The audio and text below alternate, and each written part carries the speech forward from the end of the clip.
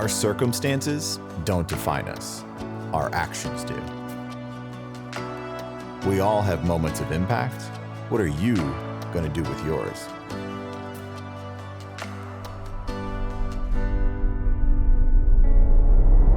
Hey everyone, welcome back to another episode of Living the Sweet Life. As you know, I'm your host, TJ Sweet, and on this podcast today, we have a new connection, a new friend. Her name is Amanda Johnson, and I'm going to read her title specifically because it makes me have so many questions already. But she's the CEO and Oracle of Saved by Story.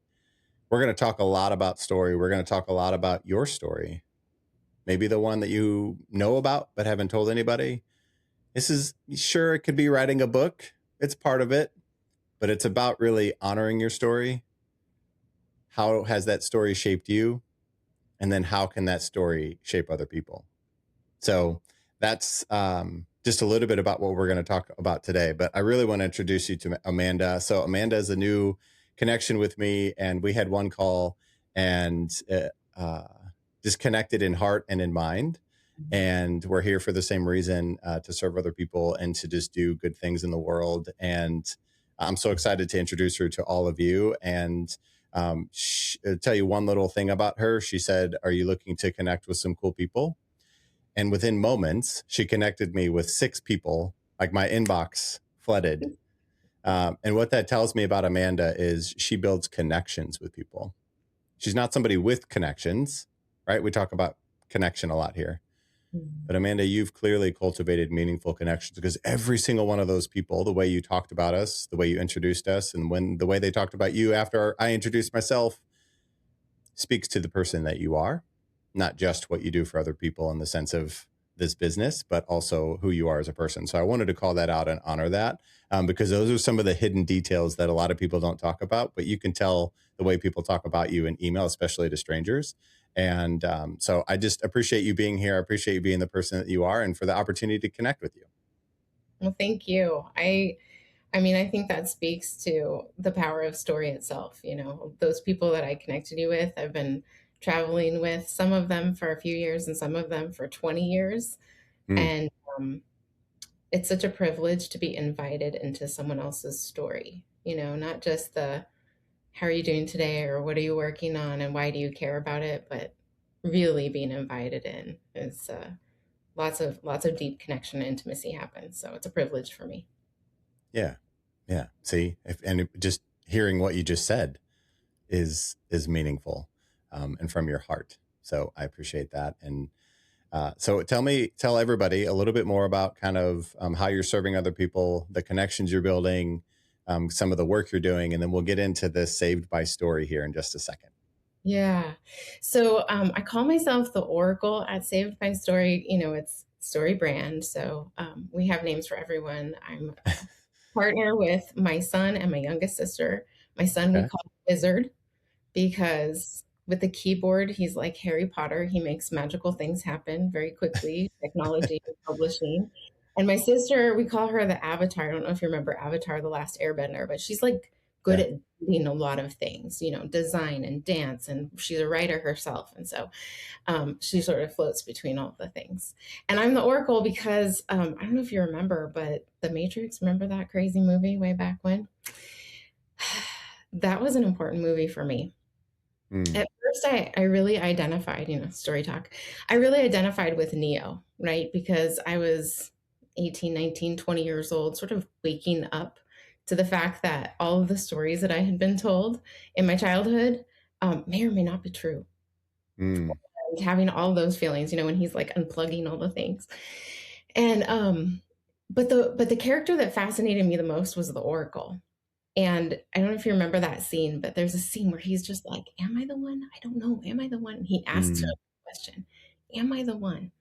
And she goes, "I don't know. Are you?" And hands him a chocolate chip cookie, right? And I always thought that's so interesting because it's so important. There are people like me. I could see things for other people since I was little. You know, I could Mm. sort of hear what they were not saying and see potential futures like, oh, she's going to be a lawyer. Oh, but you can't really just tell people that. right? I mean, you could, and then they could try to go after, you talk about that with little kids, right? Oh, you're going to be such a such and such someday. I was like, don't anybody say that to my kid, because it has to be something that he wants and he owns and he believes is his sole purpose. So the oracle is sort of my approach to uh, obviously having clear vision about people's potential, but not Mm. knowing which story they're going to choose. Wow. Yeah, so I don't a full transparency, it's been a minute since I've seen those movies, but I do know what you're talking about. And the gift that you just kind of said, I want to kind of piggyback on this just because I'm a firm believer in the power of words and uh, the impact that we could have by telling somebody what's potentially possible for them. And I'll tell you a quick little story of I was shoveling my driveway, snow covered driveway, and this little 8-year-old came walking down the street, and he said, "Hey, can I help you?" And I said, "Sure." I didn't know him at all. It's the first time I've ever seen him. I said, "Sure." And then he's shoveling. I said, "Hey, man," I was like, "What do you love to do?" And he's like, "Basketball." I was like, "Okay." And I said, "What are your goals? Like, what do you want to be?" This is an 8-year-old. Welcome to like having a conversation with me, right? He says, "I want to be in the NBA." And then he said, "But I'll probably never be. My dad said I'm going to be too short." And I just told him, I said, "Hey, man, you can be anything that you want to be. You just have to believe in yourself enough. So if you want to be in the NBA, you can be in the NBA if you work hard enough and you meet the right people and you have a good attitude and all these things." And he looked at me and said to me, I'll never forget it. He said to me, he said, "No one's ever told me it was possible before." Yeah. Now, he, like you said, already had kind of said what he wanted to do. So it wasn't like I was just telling him while he was shoveling he should be in the NBA. So tell me about that moment when how do you kind of like find out with some of the people that you're being the oracle for, what do Mhm. they really want? How do you help them maybe see what's possible, move some things out of the way? Like, tell me about that gift that you have. Yeah, they come from all different places with all different levels of clarity. I sort of meet people usually at one of two spaces. Either they're at the beginning of a new hero's journey. They've already accomplished a lot of things. They're sort of at the like the top of the heap, so to speak, in Mm, their career. They've accomplished a lot of things, and usually in their 40s, maybe approaching 50, and they're sort of realizing that they can't keep doing it the way that they've been doing it. mm. They're just like, Yeah. something's something needs to shift, either because they're feeling burnt out or they feel called to something bigger but they're not quite sure, and so they want to sort of move in story terms. That's like moving from the hero to the mentor, right? Like, how do I become a mentor and help the people who are coming up behind me in this industry, or the next generation? Some of them want to like go back and help young people for the remainder of their lives. How do I consolidate what I have learned? What have I learned? How do I tell people how to develop these skills? Like, when you get to a level of mastery in something, when someone asks you, how do I do that? Sometimes people just go blank. Mm, Like they're not sure where to start because they're operating in mastery. So a lot of the work is going back to the beginning. Like, where did this story of mastery begin? And so those are some of the folks that I'm looking for. What are those stories? Where did this start? Where was the calling into this to begin with? And those usually reveal some of the reasons why they're not telling their stories, why they're not moving into the next season, because a lot of people aren't really excited to share where they started.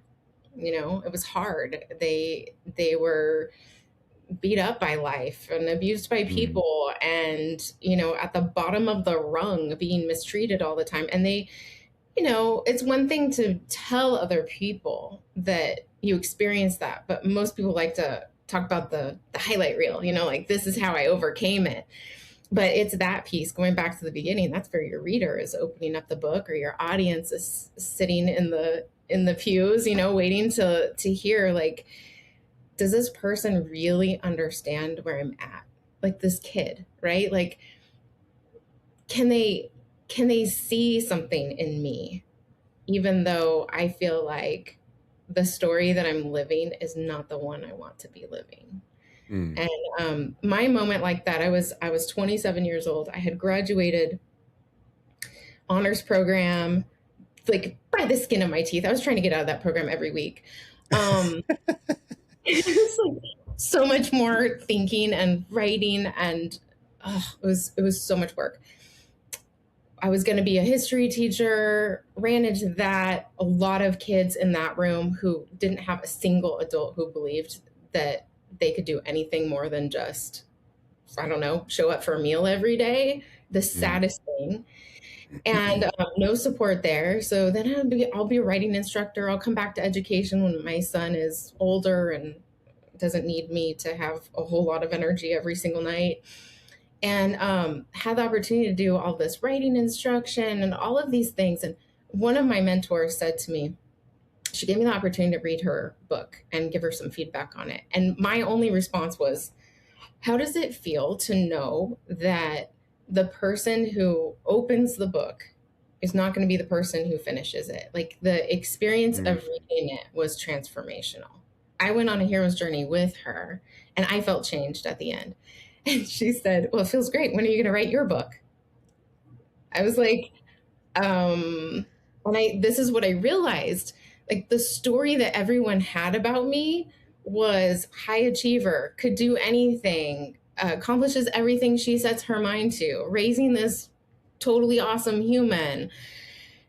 And on the inside, that was not the story I was living. I did not feel capable of life at 27. I saw all of my failures when I looked back, like all of these little identity crises I had by the time I was 27. And so that dissonance between the story that someone else saw for me and the one that I was narrating internally. But the question that she asked me afterwards was the thing that was an oracle question. I don't know, are you? She said, no, you have something of value to give to the world today. You don't need another certification or another degree or blah, blah, blah, whatever you're thinking. What value do you have to give today? And I just cried and left and asked myself that question on the way home. But by the time I got home, I saw, like, oh, this is a thing. I was able, somehow my soul was able to say, this fell apart because you needed this, and this, you went and collected this skill and this little bit of insight, and all of this has turned into raising your son like this and getting you to a moment where you literally saw a generational story broken right in front of your face when he was 3 years old. Like, that is a story to tell. That is, you've been equipped for this. And then that was the beginning of everything changing. Wow. Thank you for sharing that. And, we talk about moments of impact. I told you that before the show, but that, my friend, is a moment of impact that kind of changes. I like to use the word transforms, right? Kind of transforms the way of who you are and your heart and your mind and how you see the world and just everything. So that's really, really powerful. I appreciate you sharing that. And I know it kind of semi dovetails into the first question that I really have around. So you said the CEO and Oracle of Saved by Story. Tell me more about, what does it actually mean? Tell me that origin of Saved by Story. Well, there's so many directions, because, when it's good, it's so good on all of the different fronts. But story really has been trying to save me my whole life. And, I call him God. Other people call it life or the universe. But whenever anyone looks at their story deeply, they see a force of good that is like on some sort of rescue mission, right? Whatever we suffered in our childhood, whatever, someone told us we couldn't, life always gives us the opportunities for salvation of that story or that identity. And so, from the beginning, I was given the opportunity, much to my mom's chagrin, to watch Footloose when I was 7, when I was 4 years old, like 4 years old. Much older cousins, so much trouble. But story, small town. This young kid who loves to dance goes to a small town. They tell him he can't, and he fights it. But the way that he does it is really important. At the time, I was living on a dairy farm, but I don't know, 6, 12 months after I watched that show, I was moved to a small religious community that didn't love dancing. And I sort of feel like I was given the pattern for how to operate and how to challenge without burning it all down. Right? Like, so I feel like story has sort of all along, the Matrix came when I was feeling like I was waking up to things. Lord of the Rings, Frodo. I was looking at that guy going, why do I feel that heavy? I don't have a ring. What's my ring? I don't know. Because no one had given me, so much of what you're doing is all about that EQ, right? All that emotional intelligence. Like, that's not in our schools. And parents don't have a whole lot of time to focus on that if they even have the skills themselves, right? So I was 18 feeling all of these feelings, like my worldview is coming apart, and I don't know what to call that. Story helped me to give some sort of language to what was going on the inside so that I could begin to feel it, look at it, question it, wrestle with it, and start to figure out what my identity with it was going to be. So, fast forward a few years and I have the opportunity to see Story saving a bunch of teens in a life skills room, master facilitators who shared bits and pieces of their stories. And I just watched as they did it so masterfully that a room full of kids, from juvenile delinquents to leadership teens, they were all looking at each other and high-fiving and hugging by the end, because they all realized that their facts were really different. What they looked like and how they showed up in the room at the beginning of the day all looked very different. And they made assumptions about what that meant, but everyone's feelings were the same. And as soon as the stories connected everybody's feelings, it was wild what took place in those rooms. The things that kids shared, the things that they got free of. And so when I moved into the writing process and I started helping people edit their books and rewrite and write from the beginning, especially, I was like, oh, that's what this is about. I actually heard God's voice when I was facilitating my first retreat, and a woman she shared her story, didn't leave a dry eye in the room. And we stood there, and I don't know how I got by the door, but I was standing by the door and I heard God say, this is what you're actually doing. This is not about just keeping people's messages on track and accountable and true to intention and no rabbit trails. This is actually going to give people the opportunity to go back to who they were before the story began.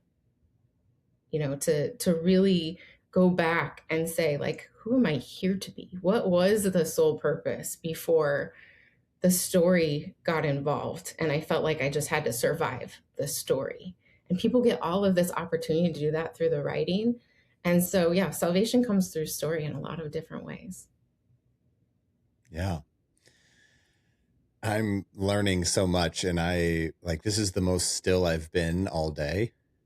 So, I'm not even saying physically, just like mentally and in my heart still, because I resonate so much with what you're saying, and it's powerful. So thank you for speaking from your heart the way that you do. And you just said something that I'm curious about as well, around recognizing that going from a story that felt lived, experienced, maybe survived, having people go from that place to understanding that it actually could be something that could greatly serve others.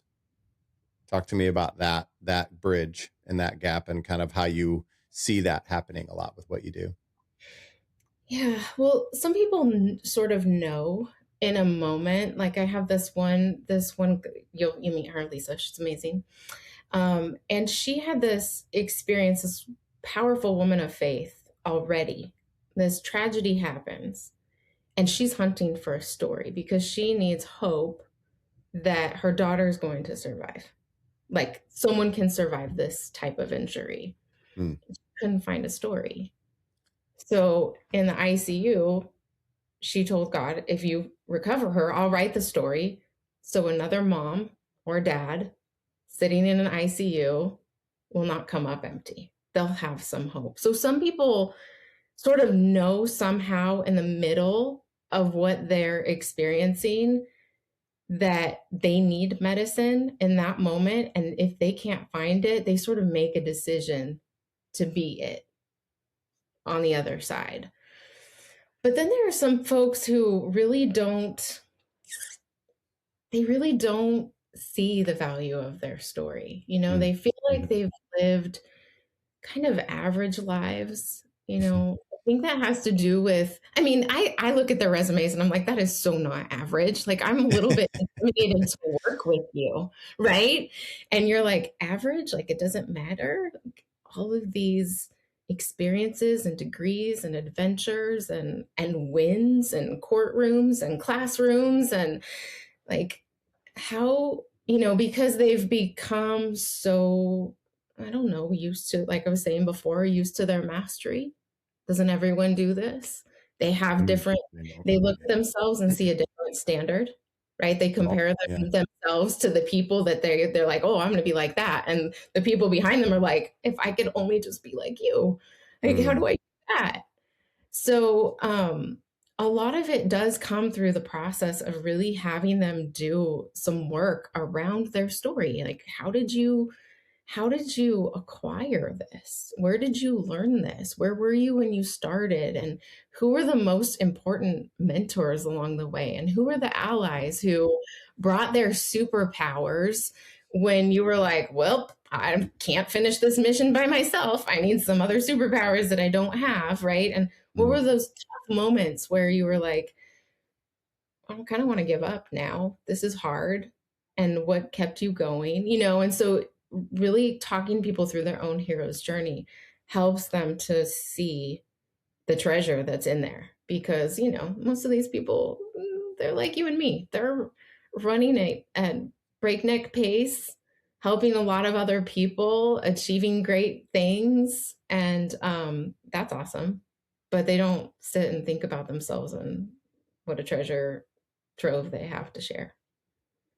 Yeah. Yeah. There's so much around my own self too, right? This is the thing is it's not like anybody's immune to this or not included in this.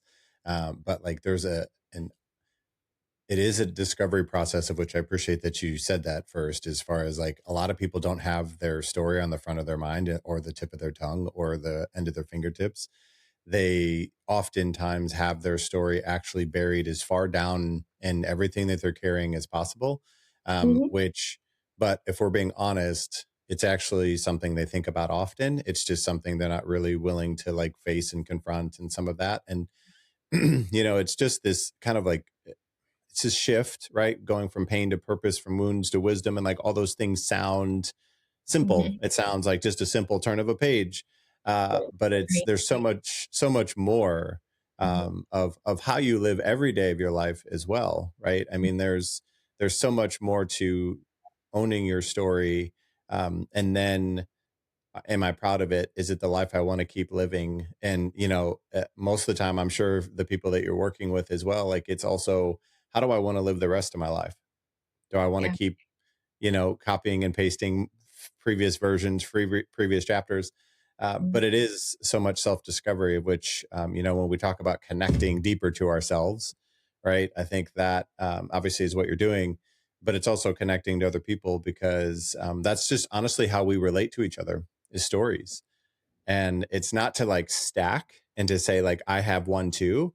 It's almost a matter of like, I felt really impacted by what you just said. And so I'm going to share another moment where I was really impacted, mhm, like similarly, maybe, right? Like you just said. And, so the idea of a story, of telling a story and the vulnerability that comes along with that, how do you feel like it impacts the person that first called you, that first emailed you, mhm. compared to the person that publishes and finishes and shares their story? Like what kind of revelation and just change and transformation do you get to see in those people? It's really wild. I mean, I have had, one of my first clients was this former youth pastor who was like, kind of swore off ministry, like in the church. She had so much church hurt. She was like, I'm not doing that. And through this process of writing, she mended a whole bunch of things and she purged a whole bunch of pain and doubt and disappointment. And actually, speaking of the Matrix, we call her the marketing Morpheus here at the company now. Marketing. Her moment, you know, we do a lot of our work in community. And so we're doing some reflective writing and then we're writing and everyone's in the space together. And I just remember her going like, oh my gosh, my God matrix is wrong. And so everyone sort of closes their laptop and turns to face, or, you know, like something big is happening. So former pastor had this idea about God that like her beliefs didn't make sense together. And it had caused all of this chaos in her world, choices that she made that led to hard things and relationships and her health and all these places. So through this process, she not only got to see her role in the sort of mess that she was feeling like she was constantly trying to clean up in her life, but you know, you get to a point where you're just like, I don't know why this keeps showing up. I'm trying to find, you know, and that type of awareness is so well developed through the process of writing. Because if I say, hey, TJ, tell me about a time that, and you can tell me about a time, like we've been telling stories back and forth, right? The little boy in the snow. You could tell me that story the way that you did, or if we had a little more time, you could really drop into the senses, right? It was this cold, the expression on his face, the feeling that I was having in my chest toward this kid while he was telling me that his dad, right? Like if you unwrap moments like that and you put yourself back into the moment, you start to see things that you don't see when you're just telling someone. So why writing therapy can be so much more powerful than talk therapy, because you are reporting what is easy and conscious, but when you're writing, you get access to sensory details because you're trying to create a scene or a moment, and you know that you need all of those to pull a reader in. But how many times you're like, I don't know, what did that room look like? Right? Because your brain only remembers the most important details, the visceral ones. But as you give it opportunity to go back, it starts to give you access to other emotions and other thoughts that were playing in there. And then if you do that across time and you're writing a book about a bunch of different scenes, then you have this experience where you go, oh, shoot. So every time I have this sort of conversation, someone says this, and I always respond like that. Do you think this might be why, Amanda, this is how my text messages and phone calls come across. Do you think this might be why like this thing keeps falling out every time I start to work on my book? Because I keep responding this way? Yes, maybe. So they're developing this awareness of being in their story in the moment because they're practicing that scene work. So they live and see a little bit more like that as they're writing. But then they're moving up to sort of see how everything is connected together. So as they develop these two levels of awareness, there's this moment where they go, oh, I have power right here to change my story. It's because every time I say no, I actually mean yes. Or every time I say, you know, yes, I mean no. So if I just change the script, everything changes. And there's nothing, I haven't found anything like the writing process that gives people access to where they really have agency and where they don't. A lot of us, you know, codependents, we've been taking responsibility for a lot of other people's stuff. And sometimes through the process of writing, you'll see like, oh, shoot, this is how I took too much responsibility for that. And I could have done this differently. And so on the other side, their new chapter is about like living life with less responsibility for everybody else and more joy in their own boundaries that they're creating, you know, whatever they want that chapter to look like. Yeah. Yeah. Do you find that people, just from feedback you're getting, that people then look at others differently because they've started to look at themselves differently as they've uncovered their story? Mhm. Absolutely. I mean, when you their relationships change that with their partners and their spouses and their children and people that they love and lead in all the places because they're developing presence, Mm, right? They're now allowing these high performers, running at mhm. these crazy paces who freak out when I ask them to come sit and retreat. Like they're like, "What are we doing? We're just sitting. There's no art. There's no like stuff to do. I'm not writing. We're just gonna sit and tell stories for a while." They're wigging out. But across time, they develop this ease at being really present in a moment and really studying all of the details. And so they notice things about their people that they didn't notice before. And they understand the power of words like they didn't before because they're exposing all of those in their books.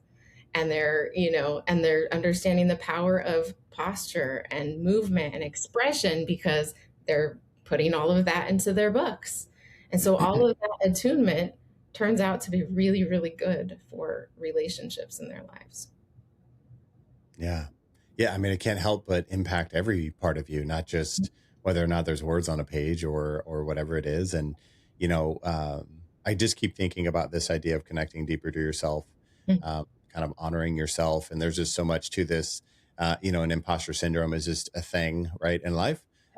So have you, uh, I just have so many questions. So have you recognized, I'm also understand the power of words and the Mhm. power of identity and the power of whether or not we identify with ourselves as something or something not, right? And you've already talked about this a little bit with the high performers, but how do you feel like the words share your story, saved by a story, are different and heard differently than write a book?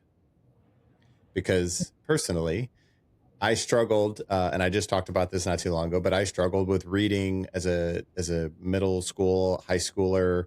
I mean, I was trying to fake it because I was trying to look smart and sound smart, but I was terrified. I mean, I couldn't comprehend anything I was reading. I Mhm. avoided books like anything possible. I avoided books, and so the idea of saying to me, "Do you want to write a book?" is like, do I want to become someone that I don't even believe is possible? But Right. if you asked me, do you have a story to share? Like, Mhm. obviously, that's a different conversation. It's still deep, right? It's not like it's oh, yeah, I have one. But do you find that a lot of people that come to you aren't just coming to write a book, right? They're coming to share a story, and the medium, right, may be the book. Do you feel like that resonates with people as far as like, not necessarily seeing themselves as an author? Like you said, is my story even worth telling? Is also a question. But tell me about the difference between those two things that you kind of navigate with people. Yeah, like I said, some people come really clear about why they're going to share their story. Mhm. They've got a bigger vision for they want to be a speaker, and so they need to sort of have that calling card, to get to those stages and get Sure. these, right? And then they're like, "Wait, tell my story, like actually like, the whole story." Yeah, yeah. Because if you don't do that and then it sneaks out while you're on stage. Have you ever Mm, seen someone tell a story that was unprocessed from the stage? Sort of a disaster for everyone in the room and maybe their speaking career. mm, So the opportunity to write and process all that before you get there is really important. Some of them want to be, coaches and develop like entire platforms. But yeah, the idea of writing a book really does terrify a lot of people, and I think it's for a lot of reasons. We mhm, don't usually grow up knowing an author, and those of us who are challenged in our reading and our comprehension, like I have one client who's ADHD and dyslexic, and she's just like, I look, the way that you're coaching me, I'm sure works for everybody, but like this is not cool for me. And so, adapting and figuring out like how is that going to work? How do we make it possible? So, it's books, they're so big. Oh, you you've written a book, you know that when you're thinking about like manuscript pages and all of those things, it's actually not that huge of a project. It's all about how you're the story that you're making up because you don't have someone in your life who has been there, done that, and said, actually, that's just like 50 pages of writing. Like you could do that in 6 months, easy. Right. And so it's like building those perceptions. But yeah, I mean, I think the share your story really calls to some people because they know they see the treasure, and it really terrifies others because they're like, Mm. well, if I share it, like I sort of know that I should, but I've done so much. This is what I hear all the time. I have done so much work to repair, right? To repair the Mm. relationships in my life. I don't want to go back and drag all of that stuff up in myself for them, all of those things. I don't want to make other people who are reading the book feel all of that. You know, it's like our minds create all of these really Mm. good excuses to not go back and really save the story, you know, because you know, I can't tell you how many times someone will say, no, I don't want to be a speaker. I don't want to be anything on the other side of this. I'm just doing what I told God I would do. Okay, great. Mm. But the minute that they finish, they've like put everything onto the page. So everything that was inside of them that was creating resistance, the grief, the anger, all of that, the stuff that in a manuscript, dude, I had this one guy, amazing, amazing story. And he had a lot of mentors and monsters, he called them. And he wrote about all of these guys. And I was amazed that I didn't feel anything while I was reading about all of Mm. them because he'd like done his work. He'd really processed because I mean they did some terrible things to him. But then we got to this one and I had to close the file. Like I had to just I mean, it was like getting blasted with Mm. rage energy. I couldn't. So I closed it up and I said, I don't know what happened there, but I think maybe something like whatever you did with those other ones, apply there. And he said, no, no, no. I'm like, literally, you're going to lose your audience right here. I'll prove it. So I didn't tell anyone. I had early readers and I asked them all to read. They all slammed the file shut at the same exact place. And I asked them why. They said, I don't know. I just felt sick. Mm. Do you know that he went and spent like 6 months doing his work around this one monster in his story? And when he came back, I had to like open the file and sort of reorient myself to where we were in the project. 6 months is a long time. And I read through it and I did not feel it at all. Mm. Not a single word changed. It was just him and how he felt coming through the page. Mm. Like the power of words and the power of unprocessed content. It can lose people right away. So yeah, of course it scares people to think about sharing their story. And if there's Yeah. any of that, like why would they want, I'll just keep it inside here because I don't want that to hurt anybody. I'll just let it keep hurting me. Yeah. Yeah. It's like, let me just hold it so nobody else has to bear it. And let me kind of stay hidden. And I don't want to burden anybody else. And, I'm a firm believer that everybody has a book in them, if you will, like a story in them that is worthy of sharing. And, that's the thing that I hear a lot from people is who would want to read it. I hear a lot of people say, um, It's been written. like, what's that? It's already been written. Yeah.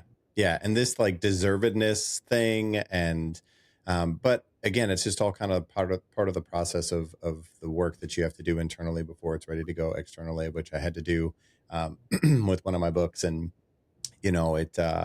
it creates a sense of freedom a little bit in the sense of like, I don't have to hide behind anything anymore. And, but like you've talked about, some people use books, to launch a brand, a life, coaching, speaking, more books, right? Like all this stuff, right? I'm sure. Do you have also those kind of people who say like, "Hey, I'm ready for this to be like one of my pillars of my brand and my story, and now I'm ready to go with it," and so people could use their story in that way as well to like build this brand, if you will. Yeah. Yeah. 100%. I'll have them come in. I worked with an educator many years back, and she had this amazing idea for her book, but had left her story out.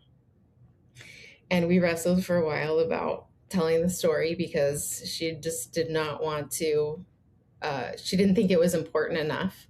But when she actually put it in the book and published it, she had this amazing opportunity to. And so she came in and she said, I'm going to write this book and then I'm going to launch this coaching business. Like, I just see it. Mhm. This is how I'm going to do it. I'm going to train other people. You know, she had like a 7-figure plan, let's say, you know, train the trainer sort of thing. And this beautiful vision.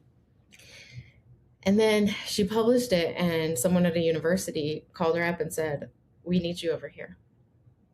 And so she had the opportunity to not just build a business that sort of has all of those same things where she's training other people and having them facilitate things, but it's like she was able to help multiple school districts at once, you know? So it's like sometimes that vision that you have is just the thing that gets planted because it's all you can think of with what you've seen, right? Like you wouldn't have the imagination to go, well, if I could get plugged into a university and then create contracts and blah, you know, like you don't have all of that to do that, but you have to take action toward the thing that you do see. And but it's there's something about that, you know, really looking at your story, really engaging it, processing it, saying this is worthy of being put in front of other people. It's medicine, it's going to help them. That sort of allows everything else to move in the way that, I don't know, it's really meant to unfold so that you can really impact the audiences that you're meant to at the scale that you're supposed to. So, you know, I have some who are like, oh, I've been building, Joy, you'll meet, built early education development centers and just killed it, won awards. Like, she's so good at it. And that life is a lot of work. And the one thing that she felt just really sad about every day, even though she loved her work, was how underfunded early education is. Like, people are just spending it all, right? And they're running tired, and little kids are paying the price. And so in her mind, she was like, okay, if I write this book, then I become a speaker and I start working with people at higher levels, consulting on how to change their early, right? It's like a different way of doing the same thing, but at scale. And so the book does, it does create that opportunity for them to say, okay, this is what I'm about. This is what I've accomplished. This is where I'm headed. Come be on the hero's journey with me in whatever format. And it usually changes across time, you know, Yeah. but it's pretty exciting. It makes me think about the idea of confidence too, in the sense of, you know, like nothing about us, quote unquote, changed, like you talked about. No more degrees, no more certifications, no more course programs, all the things, right? And so I say this not in a make it simple, but just make it true that like we are enough as we are to make an impact in the world. But the process of writing a book, the process of sharing your story is the better way to say this, is who you become along the way is preparing you for the person who then has the book in their hand, who then goes off to do what you're doing. Because if you just, it's like earning in a way, not that it's not because you don't deserve, but it's a matter of like you earn that confidence and competence because you were so present and you became the person who believed in it so much that you want to make a positive impact on other people. And that's the thing that I've recognized so much. You hear people talk about, you know, enjoying the journey and all these other things. It's not about the outcome and all that. Like, it sounds nice, but you're like, but I really want the outcome, right? But the real gold and the real value and the real fulfillment and enrichment in our lives is all of the in between. The people who came along with us, the relationships, like you've already talked about, like how it impacted your life. Yeah. And there's so much to purpose when we talk about like what's the point of doing something like this. And the one thing I'll say, if anybody's out there thinking about sharing their story, who's desiring and craving being saved by the story, writing a book, whatever words resonate with you right now, I can tell you from somebody who's written a book, I'm sure, Amanda, you can probably say the same thing. Impacting one person's life, just thinking about impacting one person's life, because whenever I first started through the process, I was right there with a lot of people saying, I don't know who's going to read this. I don't even know if it's worth it. I don't know if it's good enough. I don't know if I went deep enough. I don't know if it's long enough. I don't know if I used the right color of paper, right? Like all the silly things that go into it. But then I had one person who reached out and said, like, this is exactly what I needed. And I started to think about, like, who's going to benefit from me pouring myself into this. And then my connection to other people is the thing that wakes me up every day, single day. And I'm so excited and I have all the energy in the world, is because I'm connected with other people. So writing a book and sharing your story is actually a way to, one, connect deeper to yourself, but to create this sense of community, the sense of belonging for somebody else. And like you said, your friend didn't have somebody to relate to. There was no story. But with you sharing your story, you actually create a space where somebody else feels like their story can also be seen. And that's just so, so powerful. So I just, as you were going through everything, like all these dots like connected perfectly in my brain as you finished that, and just thinking, we're not just talking about writing books. No, I really, one of my clients, he has this line in his book that the rabbi says to the main character, and it's like, repair the world. And there's this, it's in Hebrew. I don't know how to say that, but this idea of repairing the world. And I just thought, that's how we do it, is by telling our stories. How many times do we not tell the people that we love because we don't want to burden them, or not tell our kids about some of the mistakes we made because whatever the reason is. And all the storytelling is an invitation to intimacy. It's an invitation to saying, like, I trust you enough to share this part that I don't share publicly, and I have shared with a handful of people. And yeah, I trust you. It builds this safety that is, and you don't start with like the deepest, hardest thing if you're not sure about the person, right? Like, let that be known. But I mean, there have been moments, even in my marriage a few years ago. I was telling him, I was like, babe, I have been watching this episode of this show over and over again while you've been sleeping. I like told on myself. And he goes, that's the most horrible episode in the entire series, babe. What are you doing? And I said, I don't know. I'm trying to figure something out. Obviously, there's medicine in there. And so I invited him in. And I was like, what could it be about? And so, we talk story. Is it the characters? Is it the plot? Is it the this? And he would ask me questions, and I would just sit there and look at him like, no, that's not it. No. And then he said, the only other thing, and this makes absolutely no sense for you. This is my partner in life, the person who's known me for most of my life. And he goes, meaning and purpose? And I just broke in tears. And he was like, how is that even possible? Like, your life is so meaningful. Your work, your friendships.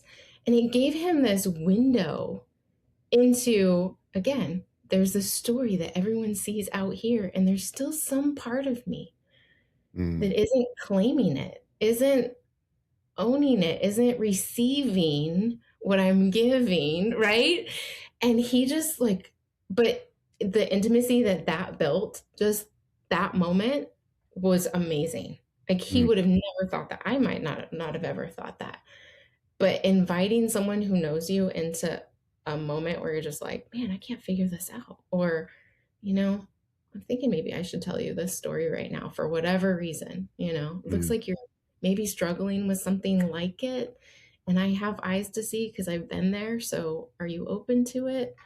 Man, the connections are so deep. Yeah.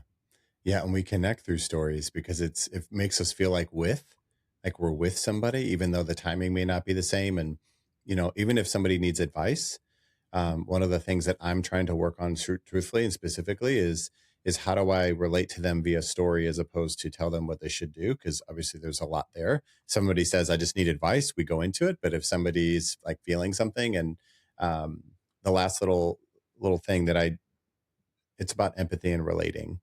And I was listening to this guy talk about like true empathy and true relating is really thinking about the other person, but then thinking about when you were in that same scenario. So like this scenario is like when a little kid has a million toys, and this little boy, his favorite toy broke, Mhm.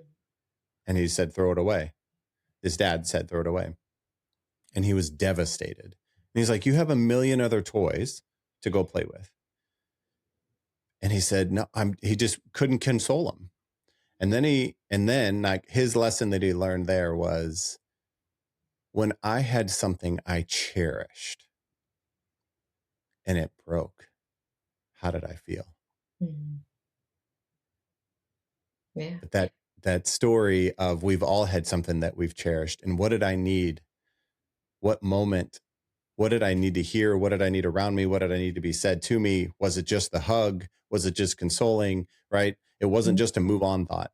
But it just, that thought around empathy really, like, put yourself in those shoes is like, oh, well, you broke a toy, you have a bunch. That's not what we're talking about. We're talking a different layer here of like relating to people. And that's what I think a lot of times is telling the story, is like allowing people to relate, one, to themselves, but also two, to other people, which is just so powerful and allows us to connect in such a deeper way, like you said, rooted in trust and rooted in relation, right, and connection.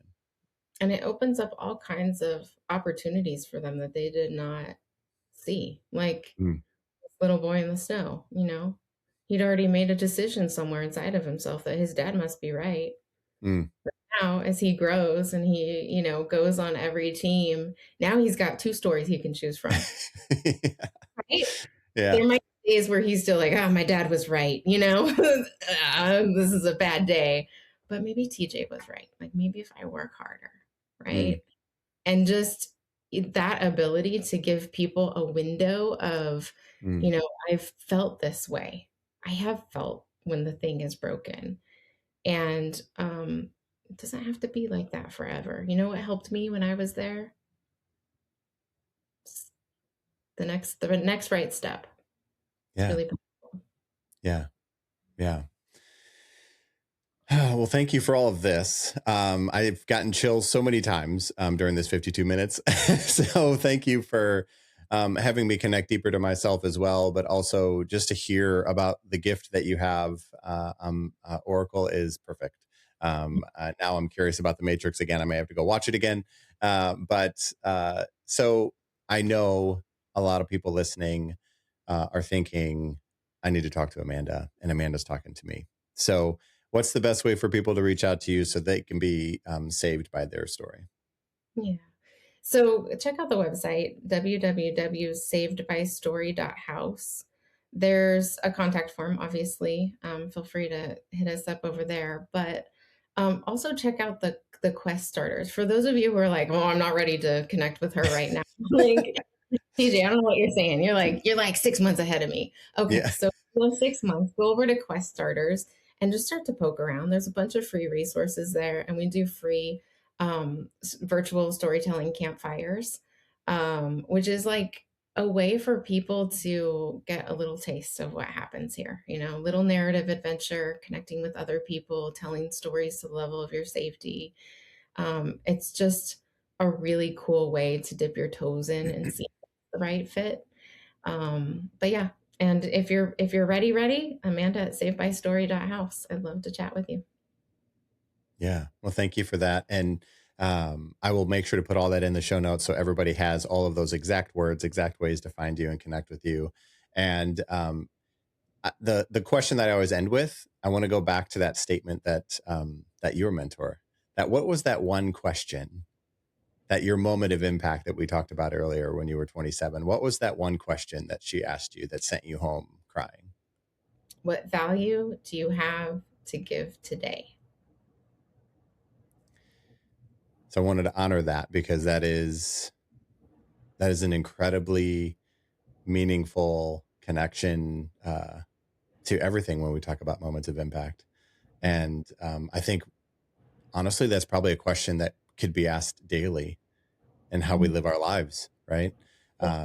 So I just wanted to go back to that moment of impact before I ask this last question so that people could think about it deeper with theirs, because it may not be an actual grandiose moment, something tragic, something big. It could be you being present enough to listen to a mentor, to listen to a question, to be open enough to hear something like that and let it impact you the way that it did, because then that moment of impact obviously then becomes the catalyst for everything else.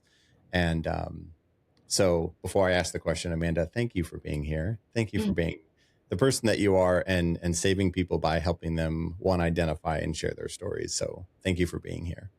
Thank you for having me. It's fun. Yeah, of course. And as you know, everybody, tune in to all of the things I'm going to be sharing about Amanda and our episode. And the last thing I always say is, now that you know Amanda's moment of impact, we all have moments of impact. But my only question for you is, what are you going to do with yours?